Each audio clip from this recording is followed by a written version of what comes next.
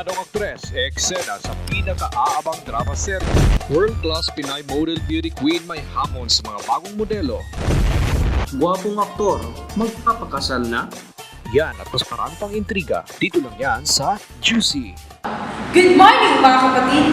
Samahan niyo kami sa isang umagang puno ng tsikahan at balitaktakan. Mga isyong kinabibilangan ng iba't ibang kilalang personalidad, ating bubusisiin at mga katanungang ating sasagutin. Dito lang yan sa Juicy! Sa Tig Express pasabog Top 5, Tony Gonzaga, mega kay Lady Gaga. Umani ng batikos ang kapamilya star mula sa mga tagahanga ng international singer na si Lady Gaga nang magsalita siya laban sa kanilang idolo. At ngayong marami ang kumakalaban sa kanya, ano naman kaya ang reaksyon ni Tony? Well, hindi ko naman sila piniplease na umanggi sa akin kasi opinion ko yun eh. So kung may nasaktan man ako sa post ko, sorry po, pero kasi opinion ko talaga yun eh. Yun lang. So ayun mga kapatid, nakita naman natin ang nangyari kay Tony Gonzaga. Kaya mag-isip muna tayo bago tayo mag-post. Punta naman tayo sa ating pasabog Top 4. Express pasabog Top 4, Lorna Tolentino, kakampi o kaaway.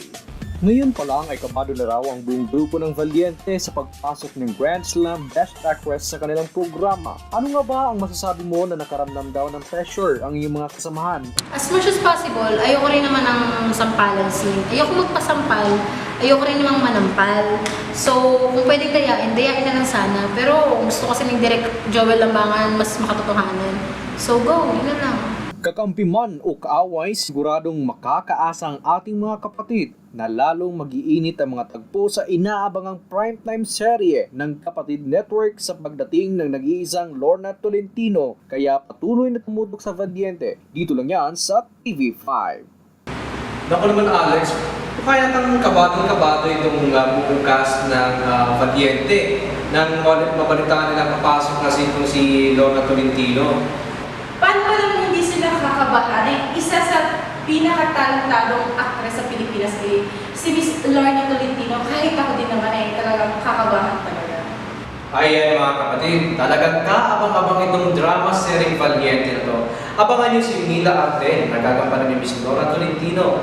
Ano nga ba ang kanyang gagawin sa drama series yun? At ngayon punta naman natin ang ating pasabog Top 3. Express pasabog Top 3, Victor Basa, handa na bang lumagay sa tahimik?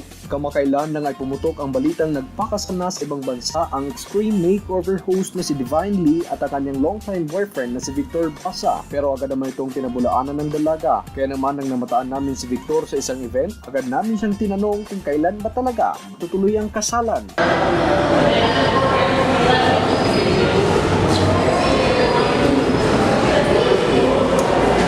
Hindi pa kami ready magpakasal, pero in time, papakasal kayo. Diba? Talaga naman Alex, inaabangan na natin mga kapatid yung kasalang Victor at saka Divine. Ano bang meron sa dalawang yun? Well, alam mo naman, Norman, hindi naman masama na magpintay tayo mga fans kung kailan sila ikakasal. Ang masama lang is yung magkalat tayo ng balita, katulad niya na medyo naaamay yung mga artista natin. Baka mamaya magkalat tayo ng balita na masama at mapahamak yung mga artista natin. Oo. Talaga naman ang mga Pinoy ang hilig mag-imbento ng mga kwento. Buti na lang nilinaw na ni Victor Basa ang issue na to. Punta naman tayo sa ating pasabog Top 2. Express pasabog Top 2, Melanie Marquez may hamon sa mga bagong modelo. Isa si Melanie Marquez sa may pagmamalaki nating mga Pinoy pagdating sa larangan ng modeling. Kaya naman nirespeto ng lahat ang anumang pahayag niya tungkol sa usaping ito. Sa naganap na Fashion Week, inalam namin ang opinyon ni Melanie sa mga modelo natin ngayon. Isa lang naman dapat ang gawin natin di ba? Pag nasa puso mo talaga yung pagiging beauty queen, matututo ka ng sarili mo. Pero syempre, kailangan natin mag-aral, kumuha ng lecture kung paano maging beauty queen, katulad ng mga walk, and marami pang iba, pero marami naman nag-offer dyan na mga study para sa mga international beauty queen. So, take lang natin ang take at huwag tayong mahiya para makuha natin yung gusto natin. Alam mo, Norman, iba talaga pagdating talaga sa mundo ng modeling. Iba talaga ang pangalan ni Miss Melanie Marquez. Well Alex, alam naman natin yan dahil Melanie Marquez is Melanie Marquez. No? Nag-compete siya buong mundo, kaya nga kilala siya. So, hindi lang sa Pilipinas, kundi sa buong mundo. Para sa ating mga aspiring models dyan, tandaan nyo kung ano ang payo ni Miss Melanie para sa inyo. At ngayon, punta natin ating pasabog top 1. At sa ating Express Pasabog Top 1, Grace Lee may bagong niluluto. Naging matunog ang pangalan ng radio, DJ at TV host nang maugnay siya sa Pangulo ng Bansa. Pero ayon sa pinakabagong chika, Grace Lee at Pinoy, hiwalay na. Okay naman po kami ni Pinoy, magkaibigan naman po kami at hindi po naging kami. Kaya naman na ikwento ni Grace ang tungkol sa cooking show na matagal na raw niyang pinapangarap. Mga kapatid, abangan nyo lang po yung bagong cooking show. Check na marami kayong matututunan.